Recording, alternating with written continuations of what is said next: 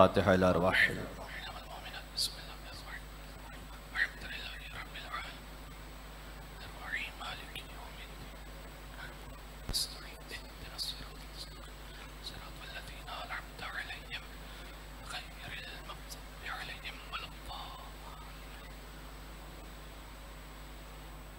إن الله وملائكته يصلون على النبي يا أيها الذين آمنوا صلوا عليه وسلموا تسليما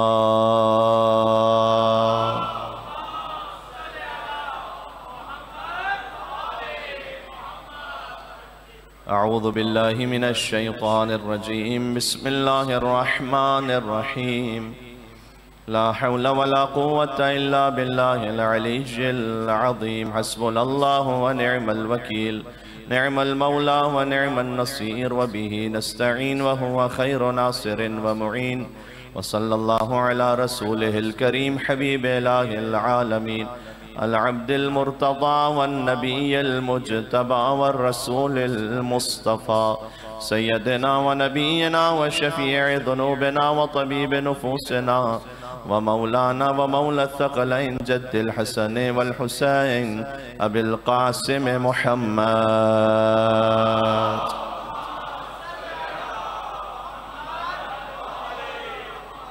وعلى آله الطيبين الطاهرين المعصومين المظلومين سيما بقية الله في الأراضين الذين أذهب الله عنهم الرجس وطهرهم تطهيرا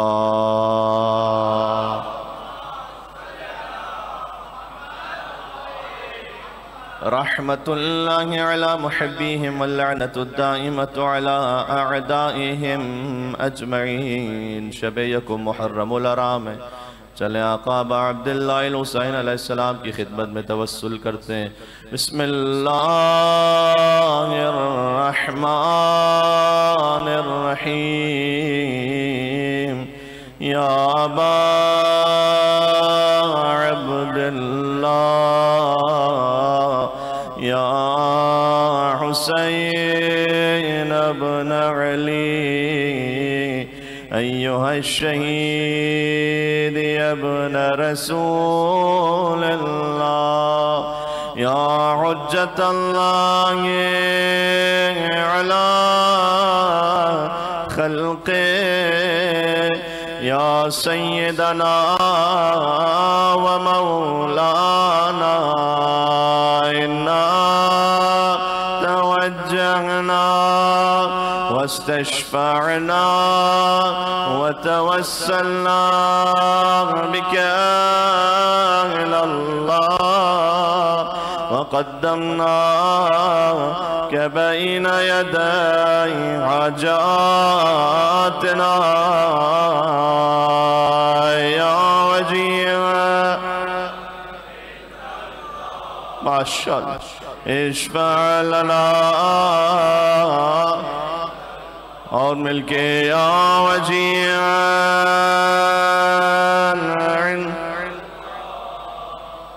اشفع لنا آخری مرتبہ زور امام کے لیے یا وجیعان عند اللہ اشفع لنا عند اللہ مل کے نعرہ الصلوات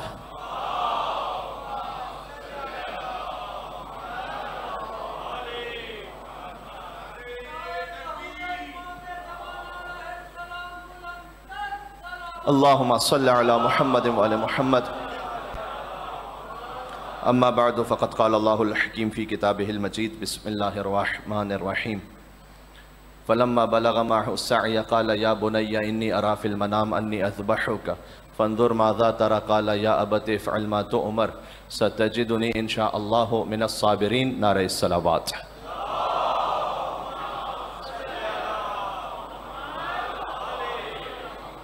اتنے مومنین ہیں نام حسین پر ایک اور مل کے بلندر صلوات بھیجیں محمد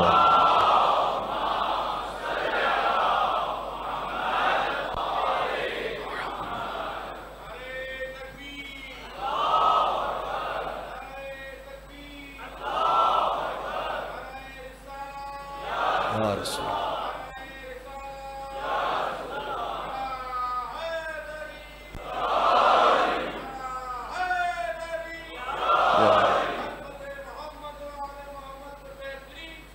اللہم صلی علی محمد.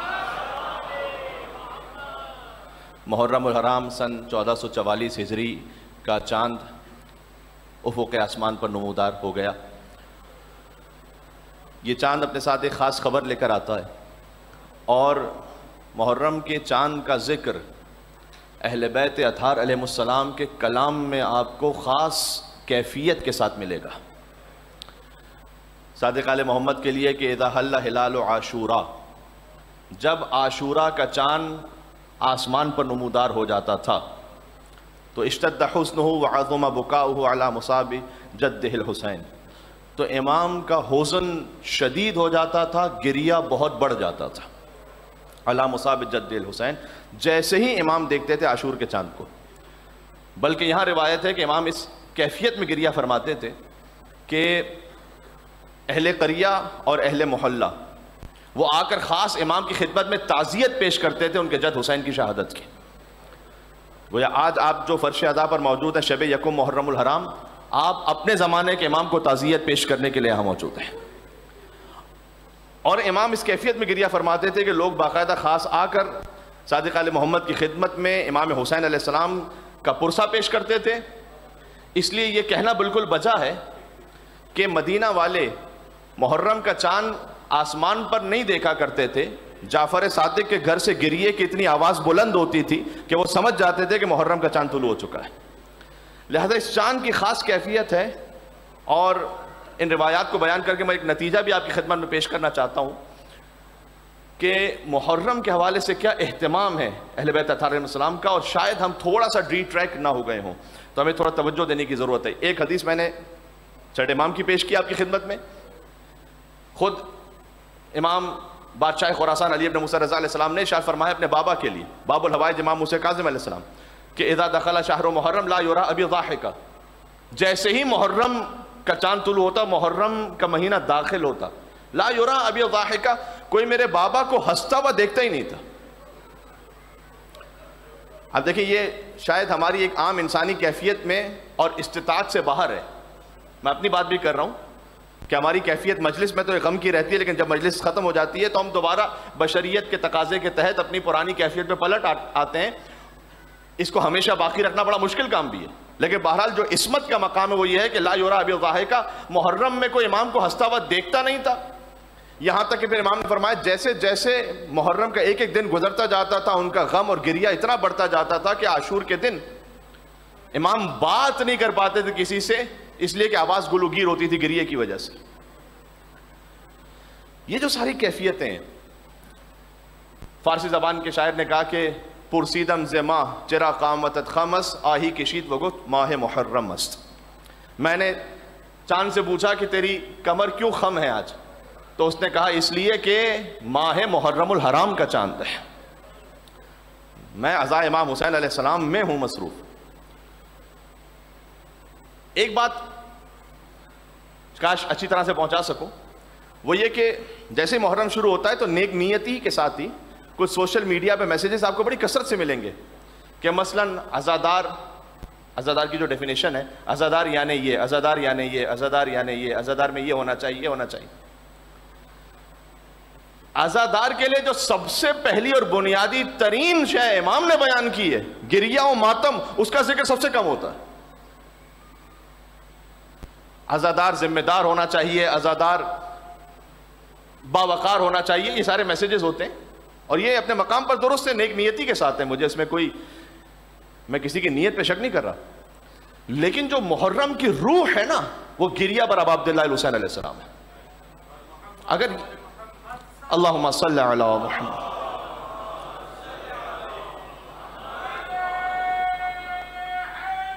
مل کے کہیں یا علی، اللہم صلی علی محمد.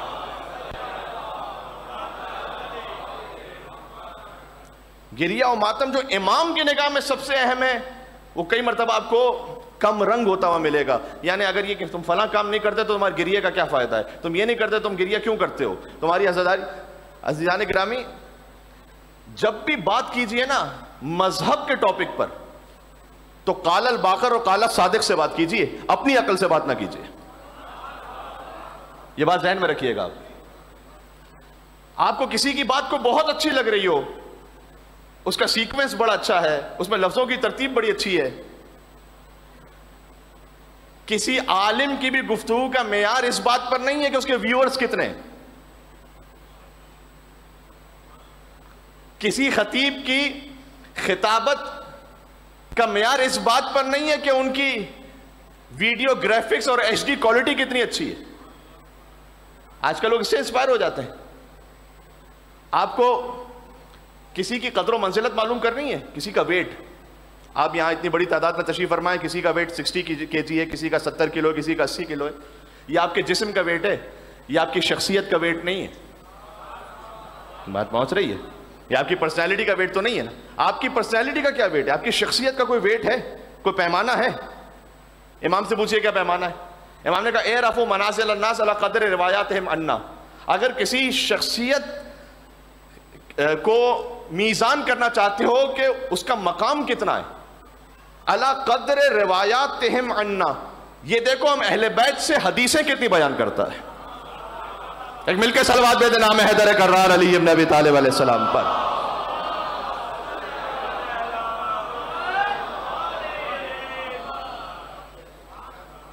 ہم اہل بیت سے روایتیں کتنی بیان کرتا ہے.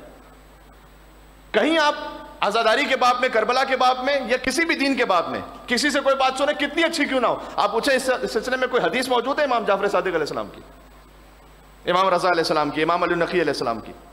اس کے بغیر مجھے حق نہیں ہے کہ میں اس پہ کلام کروں.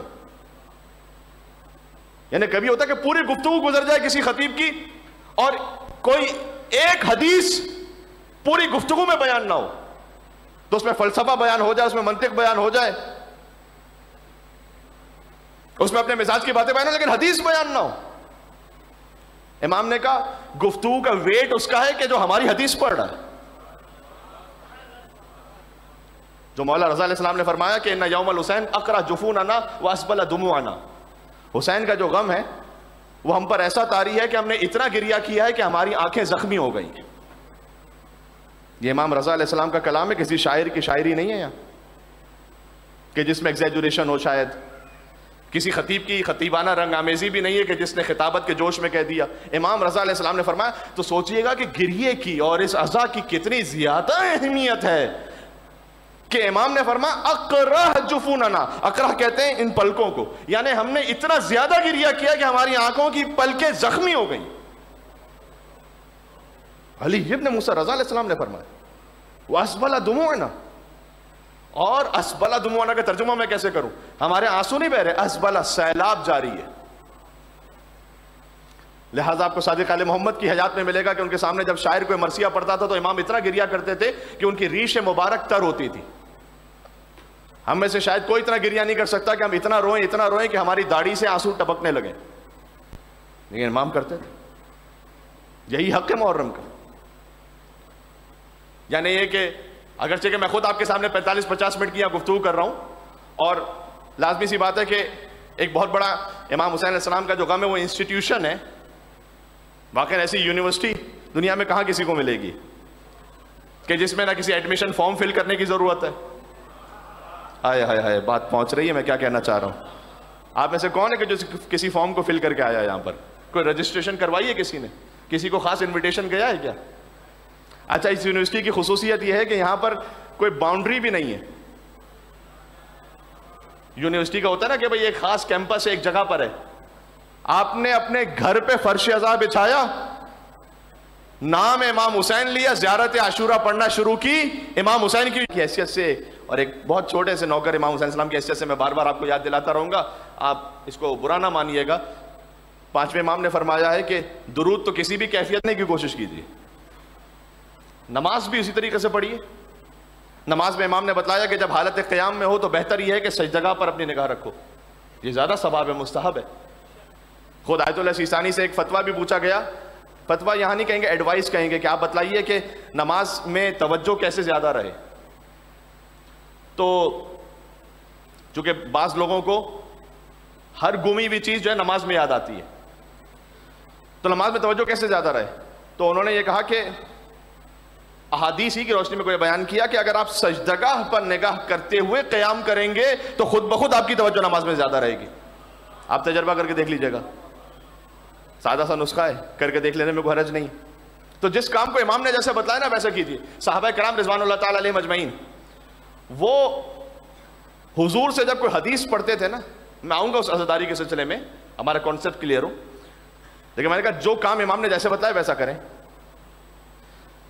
صحابہ کرام جب حضور سے کوئی حدیث بیان کرتے تھے تو اگر حضور نے وہ مسکرا کر کہی ہے حدیث تو وہ بھی آگے مسکرا کر اسے آگے بیان کرتے تھے تاکہ وہ لہجہ پورا رہے، وہ کیفیت وہ جتنا ہو سکے منتقل کر پائیں. اگر حضور نے کوئی بات غضب کے عالم میں کہی ہے تو وہ بھی اسی لہجے میں اس کو بیان کرتے تھے تاکہ سننے والا سمجھ جائے کہ رسول اللہ نے کس کیفیت. اللہ اکبر، ہے میرے ساتھ یا نہیں ہے؟ 1.25 لاکھ کے مجمع. اگر آپ علی کی مولائیت کا اعلان کما حقہ کرنا چاہتے ہیں اور بالکل اس کو کاپی کرنا چاہتے ہیں جو رسول اللہ نے کیا تھا، تو مجمع بھی جمع کیا تھا. 1.25 لاکھ کا مجمع تھا، جو پیچھے رہ گئے انہیں آگے بلایا، جو آگے چلے گئے تھے ان کا انتظار کیا، ان کو پیچھے بلایا. اور حضور نے جب 1.25 لاکھ وہ افراد جو سارے 3 سٹار ہیں، اب 3 سٹار کی اصطلاح جو ہے وہ پاکستانیوں سے بڑھ کے تو کوئی سمجھ نہیں سکتا، جو یہاں پر ماشاءاللہ اسٹیبلشمنٹ کا کردار ہے اسے آپ سب سے زیادہ سمجھتے ہیں اس بات کو. یعنی سارے صحابی ہیں وہاں پر، سارے حاجی ہیں، سارے مسلمان ہیں. 1.25 لاکھ کے مجمع میں جب حضور نے، یا جملہ بدل کے کہوں کہ شمس الضحیٰ نے بدر الدجا کو اپنے شانوں پر بلند کیا، تو وہ علی جو پہلے ہی بہت بلند تھا کتنا علی ہو گیا ہوگا.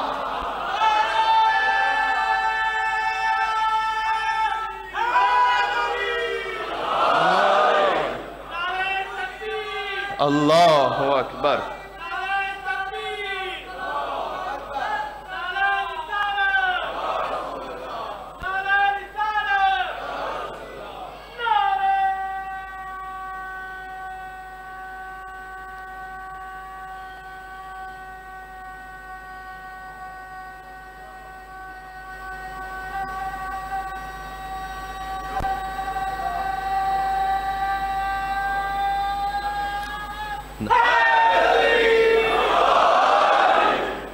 کیا کہنا. تو عرض خدمت یہ، امام علیہ السلام نے جس شے کو عزاداری میں سب سے اہم سمجھا نا، وہ تھا گریہ، وہ تھا غم کی کیفیت. یعنی اب میں یہ کہنا چاہ رہا تھا اپنی تقریر کے لیے بھی، یہ جو ہماری 50 منٹس کی گفتگو ہے نا، اس میں جو فضائل کا حصہ ہے یہ شاعر اللہ میں ضرور ہے، یہ امر اہل بیت ضرور ہے، لیکن عزاداری فقط آخری وہ 5-7 منٹ ہیں. یہ ذہن میں رکھیے گا، اصل عزاداری جو مصائب ہیں. یعنی اگر سب کچھ ہے اور مصائب نہیں ہے تو عزاداری نہیں ہوئی. ابھی جب گریہ نہیں ہوا تو عزاداری پوری نہیں ہوئی. ابھی ذہن میں رہے گا آپ کے انشاءاللہ. اس لیے کبھی اس بار میں کمی نہ کریں نہ بخل کریں. ہاں اتنا ضرور ہے کہ پھر عزاداری امام حسین علیہ السلام جب ہم اس غم کو مناتے ہیں اور یاد امام حسین علیہ السلام کو رکھتے ہیں تو اس کی قرآنی بنیادیں بھی ہیں. میرا موضوع ہے قرآن میں ذکر امام حسین علیہ السلام. تو آئیے بس بات تقریباً شروع ہونے لگی. قرآن میں ہے نا جو اولیاء اللہ ہیں ان کے لیے اللہ نے بار بار کہا وَذْكُرْ فِي الْكِتَابِ مریم، وَذْكُرْ فِي الْكِتَابِ ابراہیم، وَذْكُرْ فِي الْكِتَابِ موسیٰ، وَذْكُرْ فِي الْكِتَابِ اسماعیل، وَذْكُرْ فِي الْكِتَابِ ادریس، وَذْكُرْ عَبْدَنَا ایوب، وَذْكُرْ عَبْدَنَا داؤد. یہ 7 آیتیں پڑھی میں نے آپ کے سامنے. یہ 7 میں سے 5 آیتیں سورہ مریم کی، 2 آیتیں سورہ صاد کی ہیں. اے حبیب اس کتاب میں یاد کیجیے حضرت مریم کو، اس کتاب میں یاد کیجیے حضرت ابراہیم کو، اس کتاب میں یاد کیجیے حضرت ادریس کو، اس کتاب میں یاد کیجیے حضرت موسیٰ کو، اس کتاب میں یاد کیجیے حضرت اسماعیل کو، اس کتاب میں یاد کیجیے ہمارے عبد داؤد کو، اس کتاب میں یاد کیجیے ہمارے عبد ایوب کو.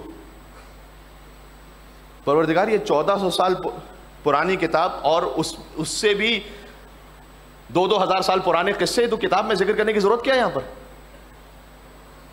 یہ انسپریشن ہے. جب آپ یاد کریں گے حضرت ابراہیم علیہ السلام کو تو ابراہیم تھے بت شکن.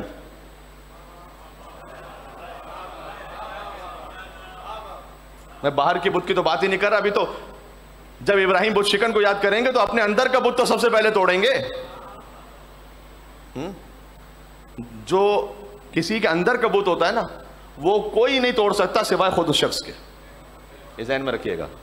میرے اندر کا جو بت ہے, اگر اللہ نہ کرے کچھ ہے, ہو سکتا ہے میرا بت آپ کے بت سے کاملاً ڈیفرنٹ ہو. میرے اندر کا بت فرق کیجیے شہرت ہے, آپ کے اندر کا بت بزنس ہے. بت کا مطلب کیا ہے؟ بت کا مطلب یہ کہ ہر وہ شے جو انسان کو للہیت سے ہٹا دے, اللہ کے راستے سے ہٹا, وہ بت ہے. تو وہ میں نے خود توڑنا ہے. جو میرے آپ کے اندر کا بت آپ نے خود توڑنا ہے, اس لیے مجھے معلوم ہی نہیں کہ آپ کا بت کون سا ہے, آپ نے خود توڑنا ہے. تو یہ انسپریشن ہے. ابراہیم علیہ السلام کے جب واقعے کو سنیں گے, وہ شکن تھے. موسیٰ علیہ السلام کے واقعے کو سنیں گے, مناجات کرتے تھے اللہ سبحانہ و تعالیٰ سے طور پہ جا کے. حضرت ایوب علیہ السلام کے واقعے کو سنیں گے. میں نے کل عرض کیا تھا, آج کافی مومنین ہیں, میں رب کے لیے دہراتا ہوں, اللہ تعالیٰ نے ان کا مال لے لیا, ان کی اولاد لے لی, مریض بھی ہو گئے, صبر کرتے رہے, صبر کرتے رہے, صبر کرتے رہے, یہاں تک کہ لوگوں نے کہنا شروع کر دیا کہ ایوب سے ان کا خدا راضی نہیں ہے, اس لیے کے بعد ایک مصیبت آتی ہے. یہ بھی ہمارا کبھی کبھی کانسیپٹ ہوتا ہے کہ کسی پہ بہت زیادہ مصیبت آ رہی ہے, اس کا مطلب یہ کہ اللہ اس سے راضی نہیں ہے. غلط کانسیپٹ ہے یہ. ورنہ ائمہ علیہ السلام کو کیا کریں گے, ان کی زندگی مصائب میں گزری ہے. کبھی یہ امتحان ہوتا ہے اللہ کا. اللہ تعالیٰ کسی کو قابل سمجھتا ہے تو اسے تکلیف شرعی دیتا ہے. یہ بات پہنچ رہی ہے؟ اللہ تعالیٰ کو جانور کو تکلیف شرعی تھوڑی دیتا ہے. اللہ تعالیٰ جب کسی کو کسی مقام پر سمجھتا ہے تو اسے کوئی عہدہ دیتا ہے. بات واضح ہو رہی ہے؟ تو اسی لیے جیسے آپ احرام پہنتے ہیں نا, تو کتنی ایک ساتھ تکلیف شرعی آپ پر لاگو ہو جاتی ہے. آپ آئینہ نہیں دیکھ سکتے, آپ خوشبو نہیں لگا سکتے, آپ پیر نہیں ڈھانپ سکتے, آپ سر نہیں ڈھانپ سکتے. پروردگار یہ کیا ہوا؟ کہ اس لیے کہ تم نے احرام پہن لیا ہے نا, تمہارا مقام اتنا بلند ہو گیا ہے کہ اب اللہ ہر چھوٹی چھوٹی شے میں اگر میں لفظ یوز کر سکوں تو انٹرفیئر کرے گا, کیونکہ تمہارا مقام ہے. تو حضرت ایوب نے کہا پروردگار یہ لوگ یہ جو باتیں بنا رہے ہیں نا, میں نے بہت صبر کیا, کہ یعنی میں نے صبر کیا, تو نے اولاد لے لی, مال چلا گیا, میں نے صبر کیا, لیکن جو لوگ یہ باتیں بنا رہے ہیں نا میرے لیے کہ تو مجھ سے راضی نہیں ہے اس لیے تو نے مجھ سے سب لیا ہے, یہ میری عزت پر بات آ رہی ہے, اس سے مجھ پہ صبر نہیں ہو رہا. پروردگار اس کا کوئی علاج کر دے. تو اللہ کی وحی نازل ہوئی کہ ایوب یہ جو پہلے آپ نے صبر کیا تھا یہ آپ نے کیا تھا, یہ ہم نے توفیق دی تھی آپ کو. اللہ اکبر. یہاں سے وہاں تک مل کے غور صلوات دیتے محمد و آل محمد پر.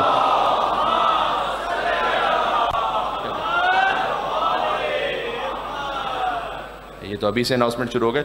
BTH 692 city MT, BFC 913 civic, یہ اس کو صحیح کر لیجئے گا. اچھا عرض خدمت یہ, تو اللہ تعالیٰ نے اپنے اولیاء کا ذکر کیا قرآن میں, اللہ کی سنت ہے. یاد رکھیے گا, ابراہیم علیہ السلام کا ذکر ہو, ایوب علیہ السلام کا ہو, داؤد علیہ السلام کا ہو, ان سب کا ذکر ایک طرف, حسین کا ذکر ایک طرف. کیوں؟ کیوں؟ لبیک یا حسین. کہنا ہے تو مل کے کہیں لبیک لبیک یا حسین.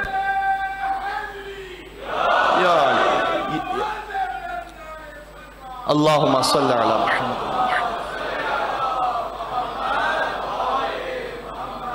یہ میں نے کیوں کہا ان سب کا ذکر ایک طرف, امام حسین علیہ السلام کا ذکر, اس لیے کہ حضور نے حضرت ابراہیم کے لیے نہیں کہا کہ ابراہیم مجھ سے ہیں اور میں ابراہیم سے ہوں. ہائے ہائے ہائے, بات پہنچ رہی ہے میں کیا کہنا چاہ رہا ہوں. حضرت ایوب کے لیے یہ نہیں کہا کہ ایوب مجھ سے ہیں اور میں ایوب سے ہوں. حضرت یوسف کے لیے نہیں کہا کہ یوسف مجھ سے میں یوسف سے ہوں. فقط حسین کے لیے کہا ہے, حسین منی وانا من حسین. یہ کوئی معمولی جملہ ہے؟ یہ چونکہ ہم ہر مجلس میں سے سنتے ہیں تو نہیں معلوم کہ اس کی کتنی انٹینسٹی کو سمجھ پا رہے ہیں. حسین منی, حسین مجھ سے ہے, ہر نواسا نانا سے. یہ بات پھر بھی سمجھ میں آتی ہے. انا من حسین, میں حسین سے ہوں.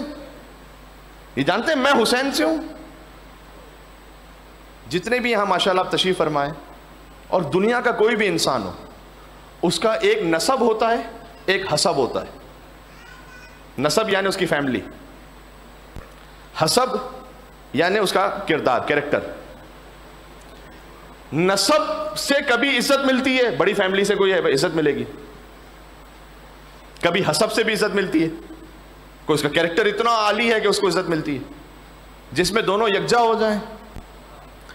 حسین کے نسب کو دیکھنا ہو، حضور نے کہا حسین منی، حسین مجھ سے، میری فیملی سے. حسین کے حسب کو دیکھنا ہو، انا من حسین، ہائے ہائے ہائے ہائے، میں حسین سے ہوں. حضور کہہ رہے ہیں میں حسین سے ہوں. یہاں معمولاً یہ نانا و نواسے کی بات نہیں ہے فقط. اس بات کو پہلے کسی مجلس میں کسی مقام پر کہہ چکا ہوں، یہاں کو کیا اللہم صلی علی محمد و محمد.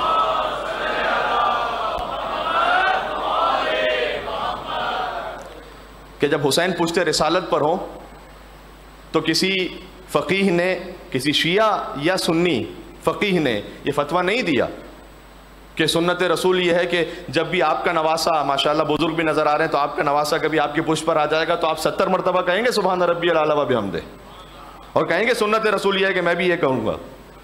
نہیں ہے. یہ یہاں پر یہ نواسا اور نانا کا معاملہ نہیں ہے، فقط امامت حسین ہے جو رسالت مصطفیٰ پر بیٹھی ہوئی ہے. حضور تعارف کروا رہے ہیں. کوئی بھی پیشوام نماز پڑھا رہے ہوں اور ان کا نواسا یہاں ان کی پشت پر آ کے بیٹھ جائے، اور یقین جانیے 70 تو چھوڑ دیں، اگر وہ 10 مرتبہ بھی پڑھ لیں نا سبحان ربی الاعلی و بحمدہ، میں دیکھتا ہوں اگلی نماز جماعت میں کیا ہوتا ہے. تو لوگ کہیں گے کہ مولانا آپ کا نواسا تھا تو اس میں ہمارا کیا قصور تھا، آپ نے گھر کا معاملہ تھا، آپ مسجد میں اتنی لمبی لمبی نماز پڑھوا رہے ہیں ہمیں. یہ سارے فقہی مسئلے اس وقت بھی یاد بھی آ جاتے ہیں کہ کیونکہ خود امام جماعت کے لیے مستحب ہے کہ اضعف المامومین کا خیال رکھے، جو نماز پڑھنے والوں میں سب سے ضعیف ہے ان کا خیال رکھے، بہت لمبی نماز نہ پڑھائے. کتنا پریکٹیکل دین ہے واقعی ہمارا. آپ کو آیت اللہ خمینی کے اس میں بھی ملے گا کہ وہ نماز پڑھاتے تھے، اور بزرگ علماء کے اس میں بھی، کہ وہ نماز پڑھا رہے ہیں تو مختصر نماز جو نماز جماعت کے ساتھ پڑھا رہے ہیں، باقی آپ نے اپنی نماز شب پڑھنی ہے، مستحب نمازیں پڑھنی ہے، وہ آپ جتنی پڑھیں. واقعی پریکٹیکل ہے.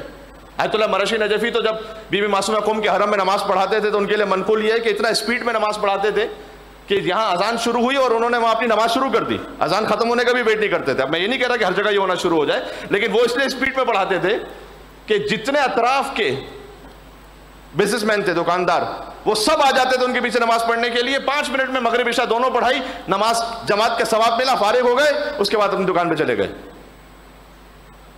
رسول اللہ کے لیے روایت میں ہے کہ مرتبہ انہوں نے بہت جلدی نماز پڑھائی، یہ روایت میں.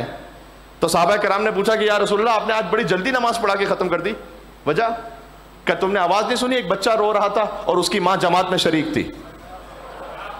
ہائے ہائے وما ارسلناک الا رحمۃ للعالمین. کیا بات ہے، ہم نے آپ کو عالمین کے، سبحان اللہ.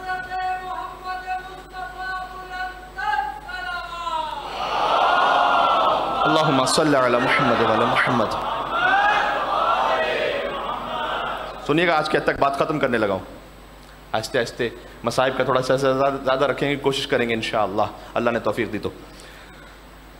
تو یہ ہر امام جماعت کے لیے مستحب تو نہیں ہے، یہ تو رسول اللہ کا خاص احترام ہے حسین کے لیے. آج لوگ کہتے ہیں انشاءاللہ جس ایریا میں اس وقت میں خطاب کر رہا ہوں وہاں تو شاید ایسی باتیں نہ ہوں، لیکن یہ بات چونکہ دور تک جاری ہوتی ہے کہ نماز افضل ہے یا امام حسین علیہ السلام اور نماز یہ تو عزاداری، یہ واقعاً کیا یہ باتیں رہ گئی ہیں محرم میں کرنے کے لیے؟ سوچئے گا، رسول اللہ نماز پڑھا رہے ہیں اور امام حسین ان کی پشت پر ہیں، تو کیا رسول اللہ نے نماز توڑی؟ نماز توڑ کے لے لیا حسین کو گود میں؟ نماز نہیں توڑی نا، نماز جاری رہی. اچھا نماز بھی جاری رہی تو کیا حسین کو چھوڑ دیا، اٹھ کے کھڑے ہو گئے؟ نماز اور حسین کو ملانے کا اس سے اچھا واقعہ آپ کو نہیں ملے گا تاریخ میں. کیا بات ہے، سبحان اللہ.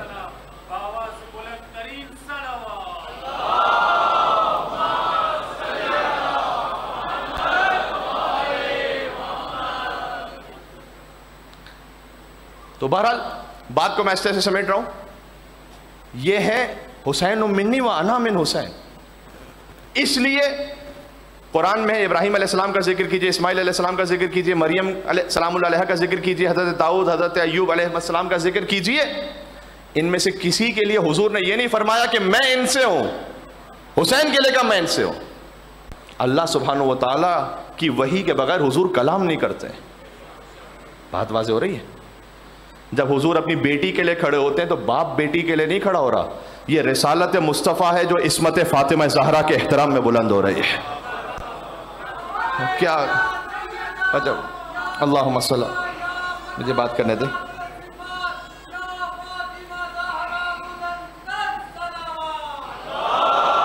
اللہم صلی علی محمد و محمد. چلیں آپ کے جذبات ہیں تو میں ایک جملہ کہہ دوں، ورنہ میں چاہتا ہوں کہ زیادہ سے زیادہ بات ہو جائے. کرتی ہے تیری ذات کبھی بات خدا سے. بی بی محدثہ ہیں، جبریل کے ذریعے سے خدا سے ہم کلام ہوتی ہیں. ملتی ہے محمد کو شفا تیری قصہ سے. ہائے ہائے ہائے، انی اجد فی بدنی ضعفا. حدیث قصہ پڑھ رہا ہوں، حدیث قصہ پڑھ رہا ہوں، کوئی غیر معتبر روایت نہیں، حدیث قصہ پڑھ رہا ہوں. انی اجد فی بدنی ضعفا. میں ہاتھوں کو جوڑ کے کہوں یا رسول اللہ آپ کے بدن میں ضعف ہے تو آپ ڈاکٹر کے پاس کیوں نہیں جاتے؟ فاطمہ کے پاس کیوں ہیں سلام اللہ علیہا؟ نہیں، آپ نے عام حالات میں جانا ہے طبیب کے پاس، لیکن جب نبوت کے جسم میں ضعف ہو اسے قوت ملتی ہے فاطمہ الزہرا سلام اللہ علیہا سے، بضعت الرسول سے. کرتی ہے تیری ذات کبھی بات خدا سے. ملتی ہے محمد کو شفا تیری قصہ سے. راضی نظر آتے ہیں علی تیری رضا سے.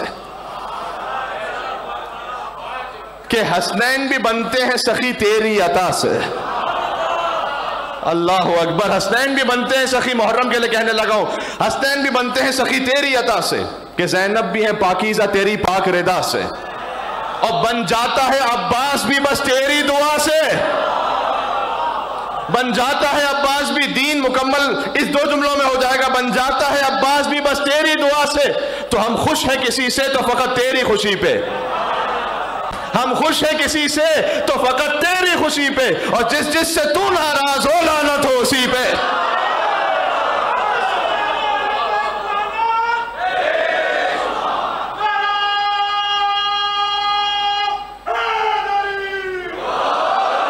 یا علی پہنچ رہی ہے، آخر تک مل کے بھیجے گا. اللہ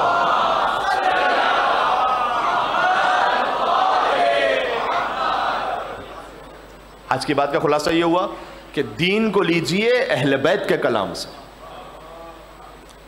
اپنی فکر سے نہیں، اپنی عقل سے نہیں. اس کو انشاءاللہ اس بات کو اور بڑھائیں گے آگے. ابھی بات یہ تھوڑا سا اور گنجائش ہے کہ اس پہ بات کی جائے. بات واضح ہو رہی ہے؟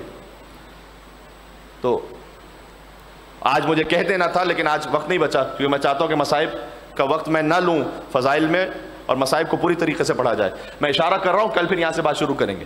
اس لیے کہ جب آپ اہل بیت سے لے رہے ہیں دین کو، اس کا مطلب یہ ہے کہ ان مفسران قرآن سے دین کو لے رہے ہیں جنہیں اللہ نے خود مفسر بنایا ہے قرآن کا.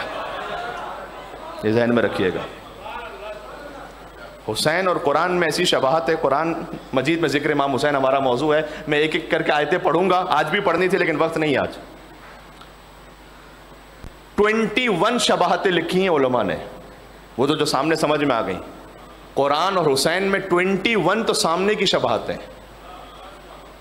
قرآن سید الکلام ہے، حسین سید الشہداء ہے. مجھے اللہم صلی علی محمد و علی محمد. کل آیتیں پڑھوں گا اس سلسلے میں. قرآن شفا ہے. وَنُنَزِّلُ مِنَ الْقُرْآنِ مَا هُوَ شِفَاءٌ وَرَحْمَةٌ لِّلْمُؤْمِنِينَ وَلَا يَزِيدُ الظَّالِمِينَ إِلَّا خَسَارًا. سورہ اسراء کی آیت. قرآن شفا ہے، حسین کی خاک آگے شفا ہے.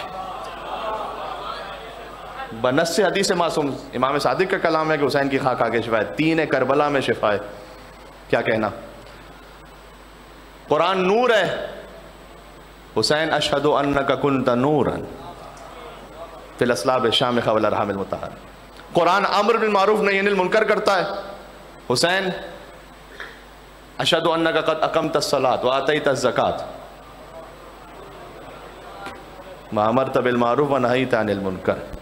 بس میں اتنا کہہ دوں، آپ انشاءاللہ اسے قبول فرمائیں گے جیسے میں پہنچانا چاہ رہا ہوں.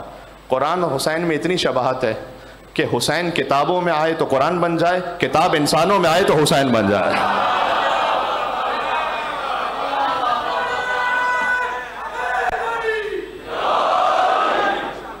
بات پہنچ رہی ہے؟ یہ جملہ پھر سے کہوں، اللہم صلی علی محمد وعلی محمد، یہ جملہ پھر سے کہوں، یہ ذہن میں رہے گا، کل اسی جملے سے بات شروع کریں گے۔ حسین کتابوں میں آئے تو قرآن بن جائے، قرآن انسانوں میں آئے تو حسین بن جائے۔ جبھی تو حسین کا سر نوکے نیزہ پہ قرآن پڑھ رہا تھا۔ ہائے ہائے ہائے، انی احب الصلاۃ و تلاوت القرآن، شب عاشور حسین نے کہا تھا میں نماز فقط پڑھتا نہیں ہوں، نماز سے عشق کرتا ہوں۔ حسینی کو نماز سے عشق ہونا چاہیے، و تلاوت القرآن، میں تلاوت قرآن سے عشق کرتا ہوں۔ تو محرم کا چاند افق آسمان پر ہے، اور جب آپ زیارت پہ جاتے ہیں، ماشاءاللہ کتنے زائرین مجھے چہرے نظر آ رہے ہیں اور کتنے بار بار جانے والے نظر آ رہے ہیں، تو اذن دخول پڑھتے ہیں، آپ اللہ سے اجازت لیتے ہیں، پنجتن سے اجازت لیتے ہیں، اور پھر کہتے ہیں کہ اے ملائکہ جو اس مقام پر مقیم ہے اللہ کے اذن سے، کیا مجھے اجازت ہے کہ میں اس حرم میں داخل ہو جاؤں؟ اب جب آپ اذن دخول پڑھ رہے ہوتے ہیں تو کوئی اس کی سائن ہے کہ اجازت مل گئی؟ مفاتیح کھول کے دیکھیے گا، سمجھو یہ اذن مل گیا۔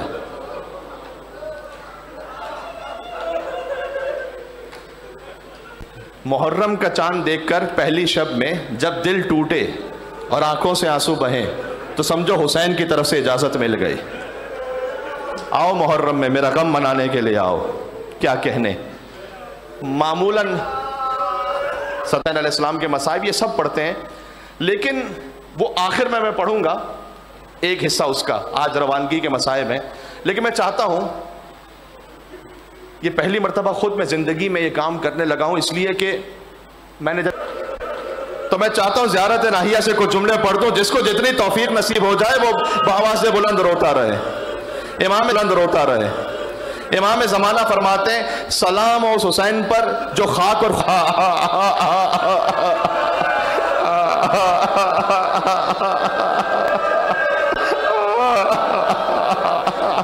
آپ کے کچھ چاہنے والے یہاں فرش عزا پر موجود ہیں۔ اے مولا اگر ہمارا پرسہ اس قابل ہے تو تشریف لائیے گا مولا مجلس میں۔ آج محرم کی پہلی شب ہو گئی، ہم نے فرش عزا بچھا لیا فاطمہ کے لال کا پرسہ دینے کے لیے۔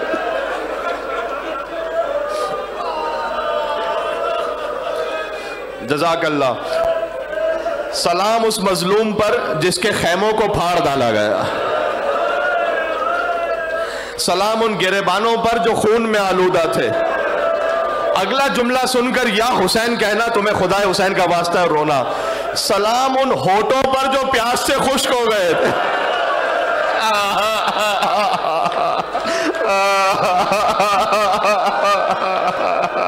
سلام ان ہونٹوں پر جو پیاس سے خشک ہو گئے تھے۔ سلام ان شہداء پر جن کو ٹکڑے ٹکڑے کر دیا گیا۔ سلام ان جسموں پر جن کو برہنہ کر دیا گیا۔ اللہ اکبر۔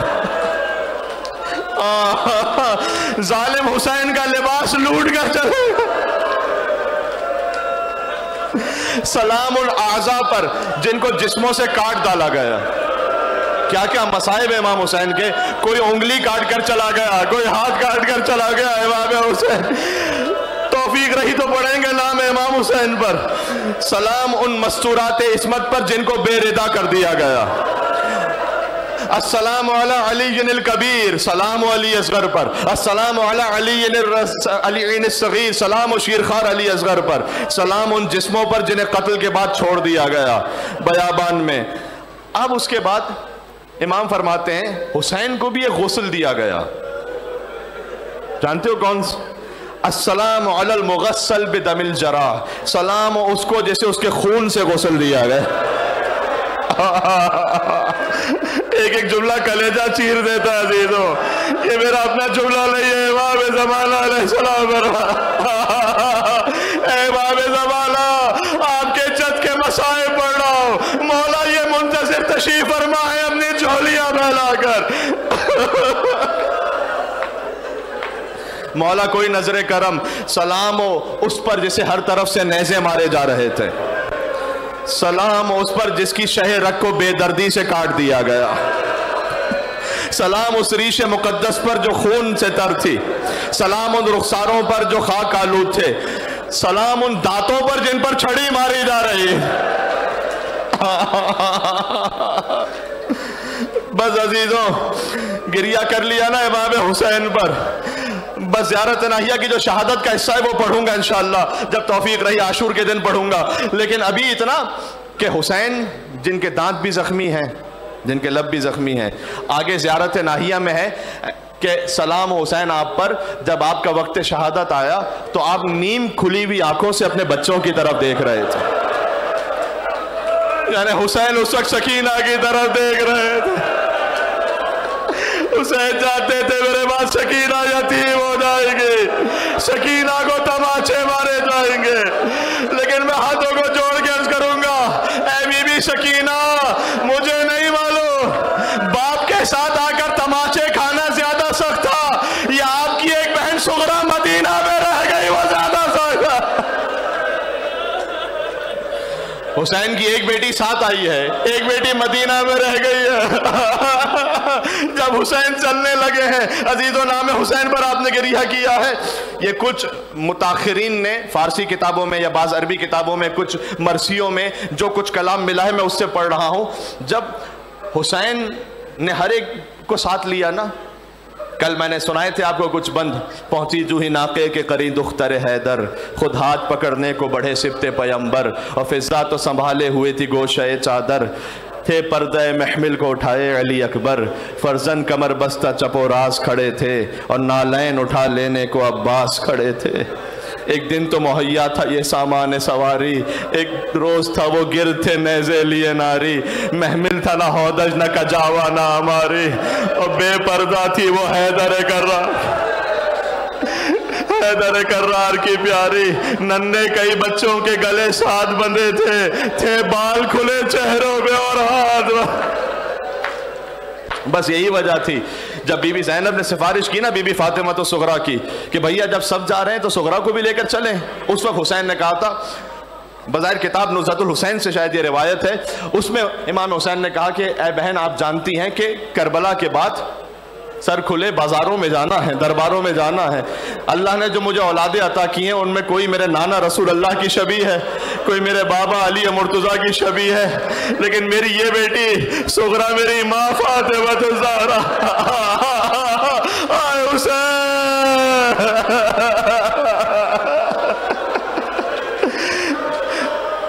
میری یہ بیٹی میری ماں فاطمہ الزہرا کی شبیہ ہے، حسین سب برداشت کر لے گا لیکن شبیہ ہے فاطمہ زہرا، کوفہ اور شام کے بازاروں میں پھرائی جائے، یزید کے دربار میں جائے، میں ہاتھوں کو جوڑ کے کہوں گا اے مولا آپ نے اپنی بیٹی جو شبیہ تھی دربار میں جانا پسند نہ کیا، جب خود آپ کی ماں دربار میں گئی تھی۔